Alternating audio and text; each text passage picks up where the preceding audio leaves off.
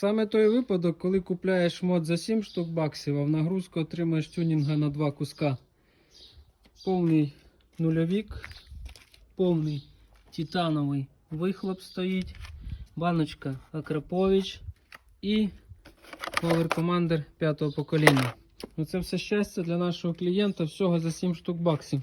Затюнено в слюні, як оказалось. Думали фільтр поміняти, а тут от така красотка всередині. Я так розумію, це все щастя по-любому було налаштоване на стенді. Ось такі приємні сюрпризи, як виявляється, не тільки для клієнтів, але ще й для нас.